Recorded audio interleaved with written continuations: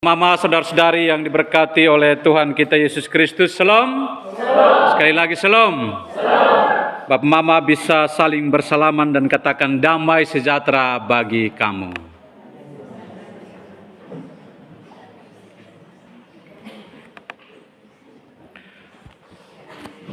Bapak Mama, saudara-saudari yang diberkati oleh Tuhan, tema renungan kita saat ini diyakinkan untuk memberitakan pertobatan dan pengampunan dosa.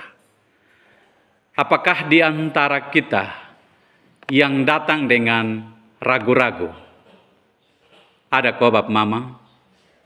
Tidak ya Bapak Mama, 100% tidak pernah ragu. Bapak Mama mengikut Tuhan tetapi ragu dengan penyertaan Tuhan itu juga masalah. Tidak menjamin juga Bapak Mama, saudara-saudari dan saya mengikut Tuhan lalu kemudian terlepas dari yang namanya keraguan. Terkadang dalam rumah tangga pun juga ada suami atau istri mulai meragukan, misalnya istri meragukan suaminya. Sepertinya saya salah pilih, sepertinya tidak cocok. Ada timbal balik, Bapak Mama saling meragukan satu dengan yang lain. Tak salah sedikit Bapak Mama dia ragu. Ini sepertinya ini sepung suami saya tidak percaya dia lagi. Sepertinya ini bukan saya pun jodoh. Lalu hari-hari kemarin jodoh. Lalu tak salah sedikit, ini saya salah pilih, ini bukan saya pun jodoh. Atau terkadang juga Bapak Mama dalam dunia kerja juga kadang kita mulai meragukan kita punya pekerjaan. Sepertinya saya salah profesi. Ini bukan saya pun profesi tapi ini orang punya sepertinya. Ada tantangan sedikit Bapak Mama mulai meragukan profesi yang dikerjakan. Keraguan ini Bapak Mama kalau terpelihara dalam hidup itu menjadi sebuah problem, sebuah masalah kalau kita tidak atasi. Murid-murid ini Bapak Mama mereka mengikut Tuhan dan sangat mengenal siapa itu Tuhan itu sendiri Bapak Mama. Tetapi justru masih ada keraguan dalam diri. Apalagi omong soal kebangkitan Yesus pun juga masih tersimpan keraguan, kegelisahan, kekhawatiran, ketakutan di dalam diri murid-murid. Jadi jangan kita katakan bahwa mengikut Yesus 100% tidak pernah meragukan penyertaan Yesus. Murid-murid juga, Bapak Mama, saudara-saudari, ketika Yesus ditangkap di Taman Getsemani, ada ketakutan, ada kegelisahan, ada kecemasan tersendiri. Lalu kemudian masing-masing mengambil sikap dan tindakan berjalan sendiri-sendiri. Mereka itu bercerai-berai pada saat Yesus ditangkap di Taman Getsemani. Masing-masing mau mencari selamat. Masing-masing mau meloloskan diri sendiri. Sehingga muncullah keraguan di antara para murid. Dan berbicara tentang kebangkitan Yesus Kristus pada saat dia bangkit dan Yesus menampakkan diri kepada kedua murid dalam perjalanan ke Emmaus. Itu juga timbul keraguan dalam diri mereka. dan firman Tuhan pada saat ini yang kita baca, mereka itu bercakap-cakap, ya. Mereka bercakap-cakap tentang kebangkitan Kristus. Walaupun dua murid yang menyaksikan tentang apa yang mereka alami, apa yang mereka rasakan, apa yang mereka lihat pada saat perjalanan mereka ke Emmaus. Mereka membawa kabar, mereka sampaikan kepada murid-murid yang lain yang pada saat itu tidak menyaksikan itu. Tetapi mereka belum yakin karena mereka diliputi dengan keraguan. Mereka belum yakin tentang kebangkitan akan Yesus Kristus. Kenapa? Karena mereka ada dalam suasana kondisi trauma pada saat itu. Mereka hidup dalam ketakutan, mereka hidup di dalam kegelisahan. Kalau kita perhatikan bandingkan dengan Yohanes pasal 20 ayat 19 sampai dengan 23. Pada waktu dan saat ketika mereka bercakap-cakap itu, bukan di ruang yang terbuka, tidak. Tetapi mereka di satu ruangan yang tertutup. Dan digambarkan di dalam Injil Yohanes pasal 20 ayat 19 sampai 23 bahwa kenapa mereka ada di suatu ruangan yang tertutup? Karena mereka sangat takut dengan orang Yahudi. Ketakutan, kegelisahan, keraguan itu sangat berlapis-lapis. Jadi memang ya, kalau mereka ada di suatu tempat di ruangan yang tertutup, karena memang benar mereka takut dengan orang-orang Yahudi. Tetapi pada saat yang sama itu, Bapak Mama, Yesus hadir dan menampakkan diri kepada semua murid yang ada di ruang yang tertutup itu. Yesus tahu tentang pergumulan dan kondisi kehidupan dari murid-murid. Lalu Yesus hadir dan menyapa mereka. Damai sejahtera bagi kamu.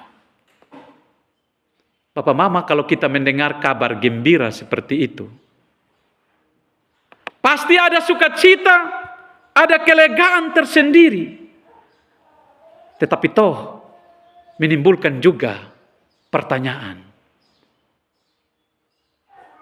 Ini siapa yang datang ini?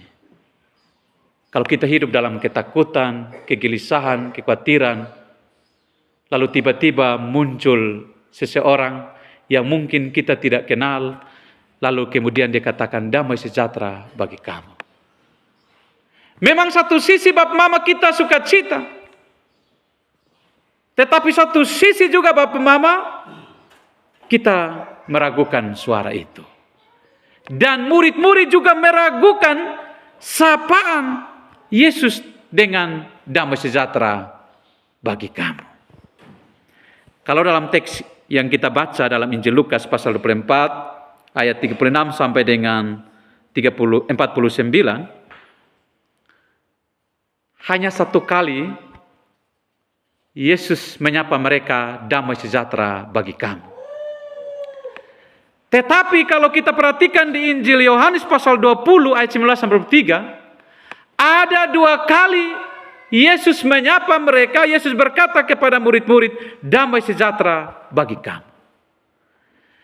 Penegasan ini Bapak Mama mau mengingatkan kepada murid-murid bahwa dia adalah Yesus yang datang untuk berjumpa dengan murid-murid. Jadi Bapak Mama, saudara-saudari, ketika kita ada dalam kondisi ketakutan, keraguan, hidup dalam persoalan, masalah Bapak Mama, Yesus itu berbeda dengan kita.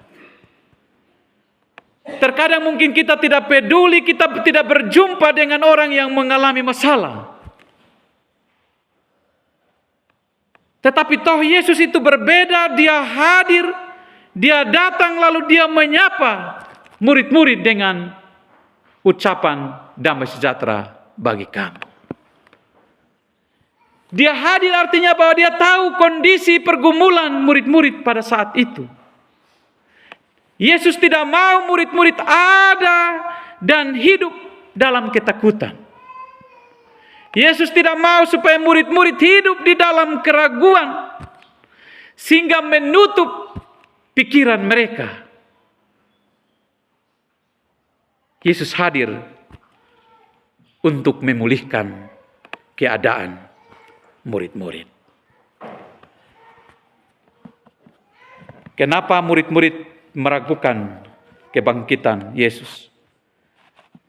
Karena ada dua versi yang tersebar pada saat itu tentang kebangkitan Yesus. Yang pertama itu bab mama bahwa Yesus itu benar-benar bangkit dan itu disampaikan oleh malaikat tersendiri, ya. Jadi malaikat sampaikan bahwa kubur sudah kosong dan Yesus telah bangkit. Itu disampaikan oleh malaikat Tuhan dan disaksikan oleh Maria Magdalena, karena pagi-pagi perempuan yang pertama kali pergi ke kubur Yesus. Jadi orang-orang yang menyaksikan tentang kebangkitan Yesus pertama itu adalah perempuan, para perempuan. Dan pada saat itu juga Maria Magdalena menyangka bahwa itu adalah penjaga taman, ya. Jadi artinya bahwa Bapak Mama, saudara-saudari yang terkasih, mengikut Tuhan juga pasti ketika kita mengalami masalah seperti murid-murid ini, pasti muncul keraguan yang timbul dalam diri kita. Dan versi yang kedua, Bapak Mama, datangnya dari prajurit yang bertugas dan menjaga kubur Yesus. Mereka mengatakan bahwa Yesus itu tidak hidup. Yesus itu tidak bangkit, Bapak Mama. Kuburnya kosong dan tidak ada mayatnya karena dicuri oleh para muridnya saat prajurit tidur dan kemudian disembunyikan oleh mereka. Kalau kita bandingkan dengan Matius pasal 28 ayat 11 sampai 15. Jadi dua versi ini Bapak Mama sangat mengganggu mereka. Jadi awalnya yang mereka yakin tentang kebangkitan Yesus, karena mereka diperhadapkan dengan dua versi yang berbeda, itu cukup mengganggu kehidupan mereka. Jadi dalam firman Tuhan pada saat ini, pertemuan mereka itu ada diskusi yang elok di sana. Ada percakapan. Tetapi Tuhan tahu apa maksud dan apa pergumulan yang mereka alami. Oleh karena itu Bapak Mama, teks kita saat ini untuk meyakinkan murid-murid, saya mencatat Bapak Mama lewat firman Tuhan, ini ada 3 hal yang harus dilakukan untuk meyakinkan para murid dari keraguan mereka. Yang pertama Bapak Mama, kalau kita baca di ayat 39 sampai dengan ayat 40, Yesus meminta para murid-murid untuk melihat dan menyentuh. Jadi bukan hanya melihat Bapak Mama, tetapi menyentuh atau langsung meraba bekas luka pada tubuhnya saat dia disalibkan. Jadi kalau Bapak Mama, mereka murid-murid hanya melihat, pasti mereka juga tidak percaya. Mereka juga tidak yakin bahwa dia itu adalah Yesus yang telah bangkit. Karena Tuhan tahu isi hati mereka, maka Tuhan bilang menyentuh. Supaya benar-benar mereka yakin bahwa dia adalah Yesus. Papa mama, saudara-saudari, rabalah aku dan lihatlah. Karena hantu tidak ada daging dan tulangnya. Ya Bapak Mama, setiap peristiwa itu selalu gunakan hantu. Ketika Yesus berjalan di atas air, murid-murid pikir Yesus itu hantu. Sekarang dalam versi kebangkitan Yesus, murid-murid pun juga berpikir bahwa yang datang ini juga dia adalah hantu. Jadi ini juga sebuah masalah bagi murid-murid. Ikut Yesus tetapi meragukan Yesus. Jadi ini juga tidak menjamin Bapak Mama yang ikut Yesus sepenuhnya percaya kepada Yesus. Terkadang mengikut Yesus, meragukan Yesus, makanya menyimpang juga dari jalan Yesus.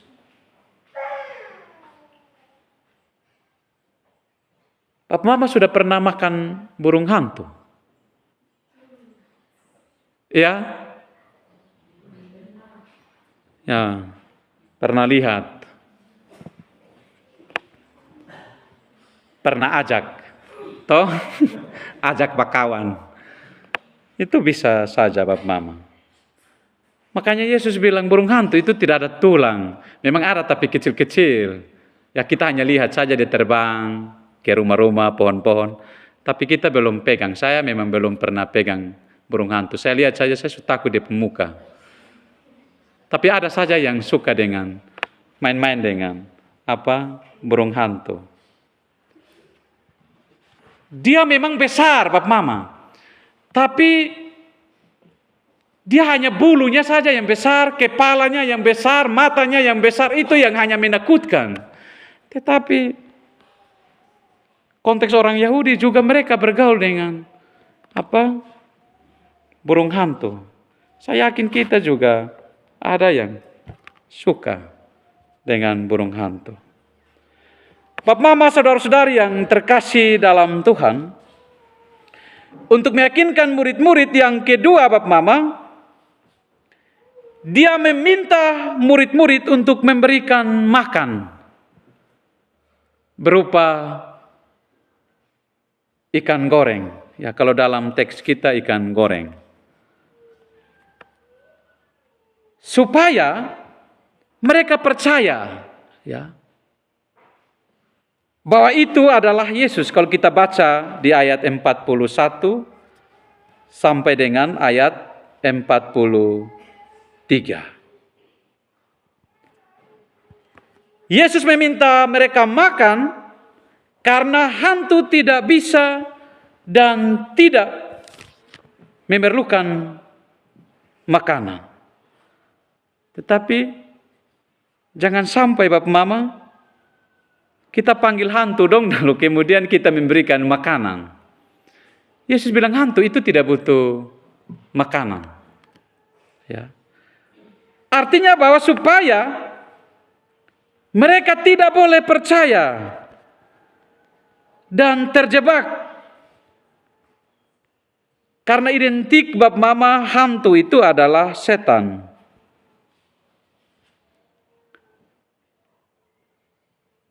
Hantu itu bekerja kalau dia disuruh. Tetapi pada saat yang sama Bapak Mama dia juga akan kembali kepada siapa yang perintah itu hantu. Benar kok Bapak Mama atau salah? Ya. Makanya Bapak Mama jangan kaget kalau tiba-tiba Bapak Mama burung hantu datang di rumah lalu dia mulai. Itu pasti ada yang suruh dia. Lalu kemudian yang setel dia bilang kembali, sudah dia akan kembali Bapak Mama. Tahu Bapak Mama? Jadi ada yang seperti remote di setel itu burung, pergi. Di itu orang ke rumah, pergi. Tapi kemudian di setel kembali, bilang kembali datang. Supaya Bapak Mama murid-murid itu jangan menyimpang. Karena konteks orang Yahudi juga Bapak Mama masih hidup dengan itu burung-burung hantu juga. Dalam konteks kehidupan kita juga begitu. Meragukan Tuhan, pakailah burung hantu. Burung hantu itu Bapak Mama, dalam konteks ini Yesus hadir untuk mau meyakinkan murid-murid bahwa burung hantu itu tidak punya kuasa. Tapi Bapak Mama terkadang kita selalu dan cenderung ingin untuk berkomunikasi dengan misalnya burung hantu, atau kita pergi di kuburan, kita suka berkomunikasi dengan orang yang sudah meninggal. Adakah di antara kita yang suka bawa makanan di kuburan? Bawa pinang, bawa siri, bawa saliti 1253, bawa di kuburan, letakkan di kepalanya. Itu kita sudah jatuh Bapak Mama dalam dosa. Firman Tuhan hari ini mengingatkan saya dan Bapak Ibu di ayat 47 itu, berita kebangkitan itu harus ada pertobatan, harus ada perubahan di dalam hidup. Jadi bukan kita memelihara kita pun kebiasaan dulu yang mengikat kita sehingga kita tidak mengalami pertobatan yang sungguh-sungguh dalam hidup kita. Jadi kebangkitan itu membawa sebuah pertobatan, membawa kehidupan yang baru. Tetapi juga Bapak Mama, kebangkitan Yesus Kristus juga yang disampaikan dalam bacaan kita ayat 47, supaya setelah kita bertobat, juga kita harus ada sifat pengampunan dalam diri kita. Kita harus mengampuni sesama kita. Itu tujuan kebangkitan Yesus Kristus. Kalau dalam Injil Yohanes bab Mama, versinya, Yesus bilang terimalah Roh Kudus. Setelah mereka menerima Roh Kudus itu, tugas mereka adalah kamu harus mengampuni dosa orang. Mengampuni orang yang bersalah kepada kita. Itu tugas, amanat yang Yesus percayakan kepada murid-murid. Jadi kebangkitan Kristus mengajarkan saya dan Bapak Ibu untuk mengampuni orang lain. Jangan ada dendam di antara kita. Kalau ada dendam di antara sesama kita, rekan kerja kita, Bapak Mama, itu akan membawa kita kepada sebuah kehancuran. Kalau dendam itu menguasai kita. Dan dendam itu Bapak Mama merupakan sebuah virus yang akan merusak sel-sel di dalam diri kita. Kalau kita biarkan dendam itu menguasai. Yesus meyakinkan murid-murid supaya jangan ada dendam dengan orang-orang Yahudi. Karena itu akan merusak sebuah persekutuan mereka. Saya yakin Bapak Mama di sini kita semua baik-baik ya Bapak Mama. Semua ada damai dalam diri kita dan tidak ada faktor dendam. Yesus bilang jangan balas Bapak Mama. Kalau kamu katakan bahwa dosa itu masih ada pada orang itu, maka masih ada. Tetapi Yesus mengajarkan kita supaya ada pengampunan. Di ayat 45 itu kenapa Yesus membuka pikiran mereka, sehingga mereka mengerti tentang kitab suci. Kita bandingkan dengan bacaan kita sebelumnya di ayat 32, Yesus juga ketika ia menerangkan kitab suci kepada dua orang murid.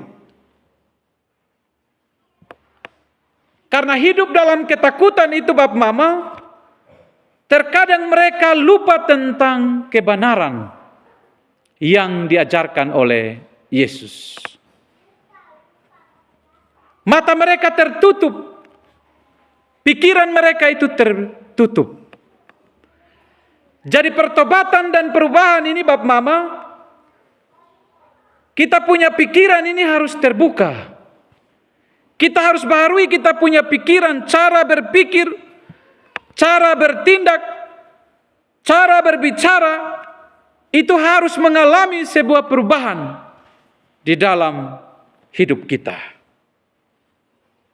Dan Bapak Mama, saudara-saudari yang terkasih di dalam Tuhan kita, Yesus Kristus. Kita semua yang hadir saat ini sama seperti murid-murid. Kita adalah saksi-saksi yang hidup. Berdasarkan firman Tuhan ayat 48. Kamu adalah saksi dari semua ini. Peristiwa kebangkitan mereka yang menyaksikan. Karena mereka menjadi saksi, maka tugas mereka bukan berdiam diri, lalu tidak menyaksikan tentang kebangkitan Yesus di dalam hidup. Tugas mereka harus menjadi saksi untuk memberitakan Injil dimanapun mereka berada. Maka tugas saya dan Bapak Ibu menjadi saksi untuk menyatakan Injil kabar baik di tempat kerja, dimanapun kita berada. Beritakanlah Injil kebenaran, ya, bukan kabar dusta, bukan kabar bohong, tetapi kabar baik yang kita harus sampaikan. Karena Yesus sudah menyapa kita dengan damai sejahtera bagi kamu, maka tugas kita adalah menyapa damai sejahtera bagi orang-orang yang hidup dalam kesulitan secara ekonomi, dalam pendidikan, dalam kehidupan sosial. Kita harus hadir dan menyapa mereka. Jadi Bapak Mama, saudara-saudari yang terkasih dalam Tuhan, dan perintah Tuhan bahwa tinggallah di sini sampai kamu menerima kuasa dari Tuhan. Artinya bahwa sebelum Yesus mengutus 12 murid untuk pergi memberitakan Injil, ada kuasa Tuhan yang menyertai mereka. Memang kita melayani Tuhan di dunia kerja, di mana saja, pasti ada tantangan. Karena kita harus memikul salib, dan memang harus siap memikul salib.